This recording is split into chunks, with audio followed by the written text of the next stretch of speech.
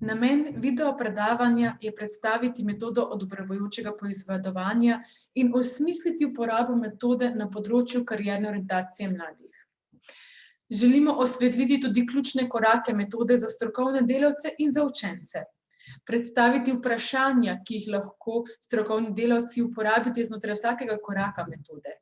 In hkrati raziskati, kakšna je vloga pedagoških strokovnih delavcev pri uresničevanju načel inovativne karierne orientacije in kakšna je dodana vrednost metode tudi za učence. Kakšne pa so predpostavke metode odobravajočega poizvedovanja?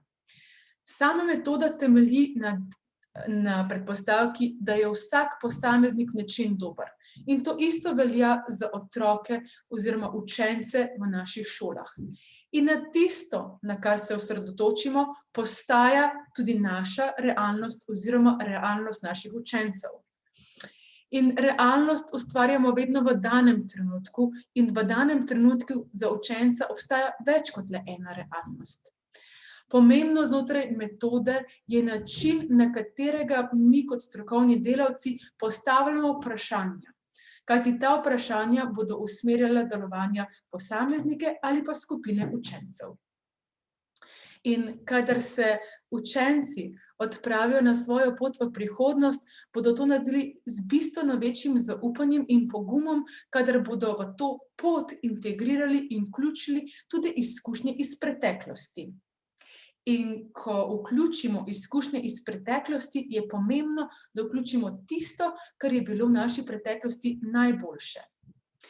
Znotraj metode pa je pomembno, da se mi kot pedagoški strokovni delavci zavedamo jezika, ki ga uporabljamo. Kajti predpostavka odobravajočega poizvedovanja je ta, da jezik, ki ga uporabljamo, vedno ustvarja tudi našo realnost. Kdaj pa je metoda učinkovita?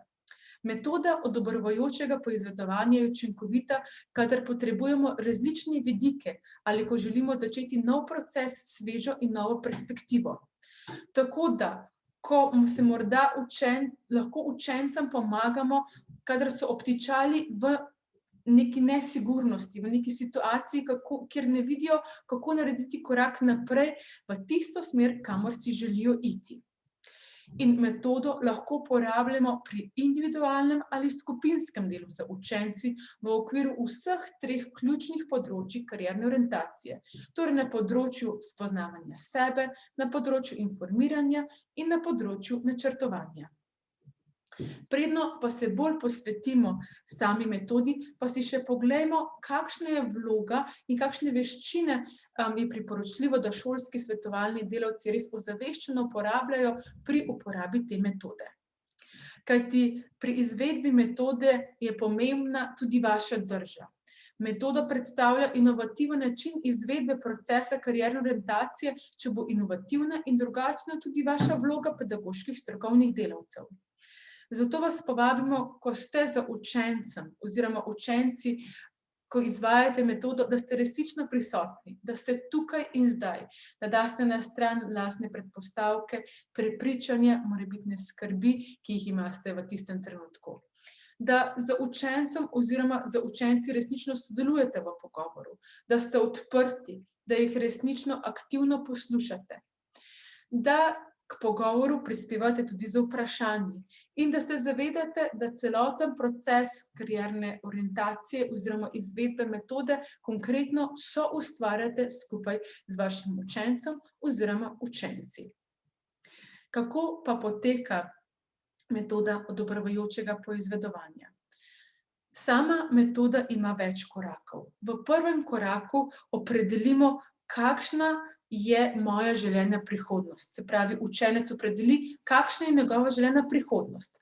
V naslednjem koraku se učenec potem nekoliko bolj konkretno loti odkrivanja, kakšne so njegove moči. V naslednjem koraku se dotakne sanjanja, česa si želi v prihodnosti, potem oblikovanja, katere korake si želi narediti, da uresniči želeno, in potem konkretno faze izvajanja, ko to konkretne korake, ki jih je zastavil, tudi uresničuje. Sedaj pa si bomo pogledali bolj natančno vsako izmed teh faz metode in hkrati predstavili tudi vprašanja, ki vam lahko kot šolskim strokovnim delavcem pomagajo, da boste vsak korak metode odobravajočega poizvedovanja izvedli kar se da kvalitetno. Prva faza je faza opredelitve.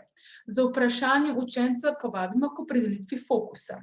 To lahko naredimo z različnimi vprašanji, kot so na primer, kaj želiš, da danes skupaj raziščeva? Katero vprašanje imaš v povezavi z izbiro poklica oziroma šole?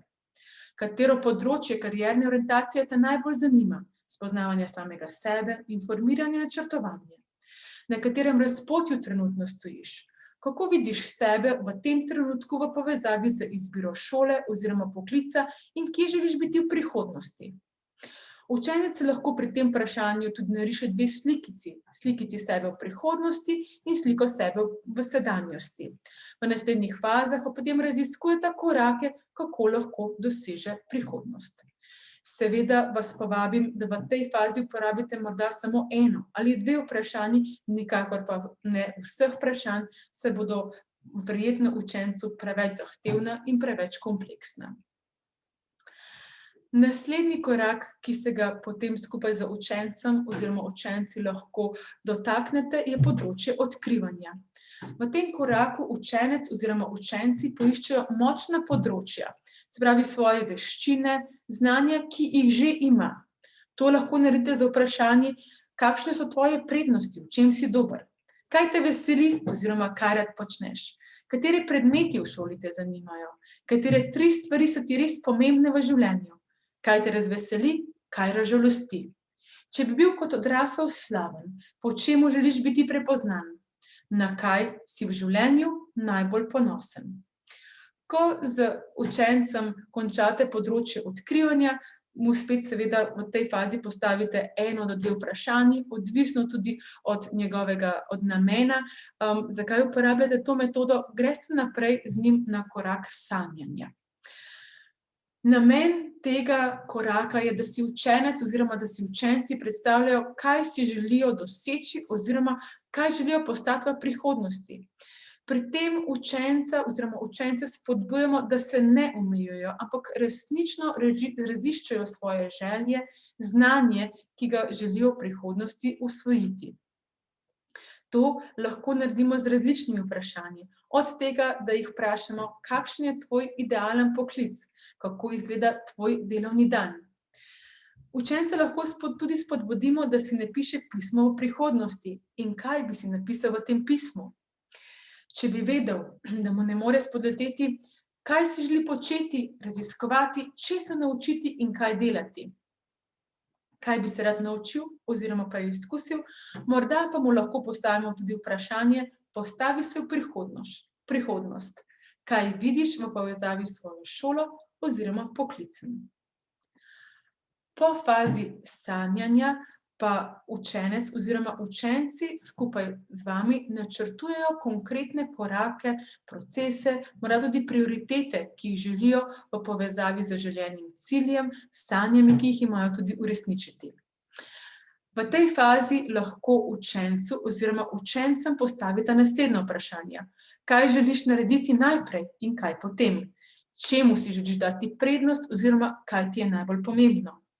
Kaj lahko narediš, da dosežeš svoje cilje? Katere konkretne korake si pripravljen narediti? Kdo ti lahko pomaga pri tem, da dosežeš želeno? In kot zadnja faza oziroma zadnji korak te metode je faza izvajanja. Učenec potem samostojno izvaja predlagani načrt. Seveda mu ob tem kot strokovni šolski delavci stojimo ob strani na način, ki je za njega najbolj primeren in podporen. V tej fazi pa lahko postavimo vprašanja, kot so na primer, kako boš vedel, da si na pravi poti? Do kdaj si želiš narediti dogovorjeno? Kakšen je tvoj končni datum? Kako boš na svoji poti proslavil to, kar ti bo uspelo? Kje in kako lahko najdeš svojo moč takrat, ko vse ne bo šlo tako, kot si želel?